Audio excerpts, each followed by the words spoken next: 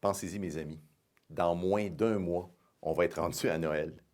Et il faut que je vous avoue que l'évangile de ce dimanche me fait beaucoup penser aux veillées de Noël de ma petite enfance. Quand on était enfant, toute la journée du 24 décembre, il fallait préparer. Il fallait se préparer pour aller au réveillon, mais surtout préparer tout ce qu'il fallait pour être prêt pour aller à la messe de minuit.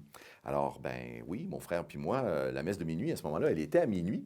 Alors, on allait se coucher quelques heures avant la messe, en étant certain là, que tout était prêt. Là, les vêtements étaient là. Fait que là, pyjama, lit, dodo, puis, ben voilà, nos parents allaient nous réveiller. Ben, on était prêts à partir, puis prêts à emporter tout ce qu'il fallait pour le réveillon.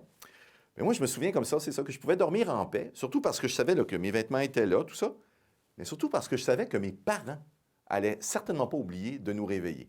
Alors, dès le moment venu, là, on saute en bas du lit, on saute dans nos pantalons, on met nos vêtements d'hiver, et puis on était prêt à partir pour la messe puis pour le réveillon. Mais imaginez s'il avait fallu que nos parents oublient de nous réveiller. Catastrophe.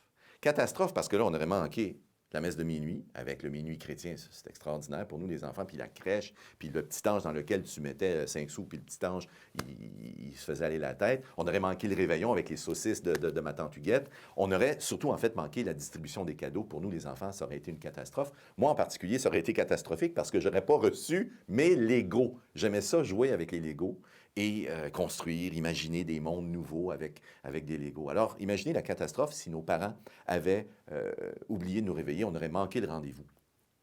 Alors, vous comprenez pourquoi je trouve que l'évangile de ce dimanche, ben, c'est un peu comme ces veillées de Noël, là, ces temps d'attente. Là. Quand Jésus nous dit de nous tenir prêts, quand Jésus nous dit de veiller, mais dans le fond, c'est pas pour nous faire peur, c'est pas pour nous endormir puis faire des cauchemars. Au contraire, c'est pour qu'on se réveille. Alors, Jésus, c'est un peu comme un bon père, une bonne mère de famille qui veut réveiller ses enfants.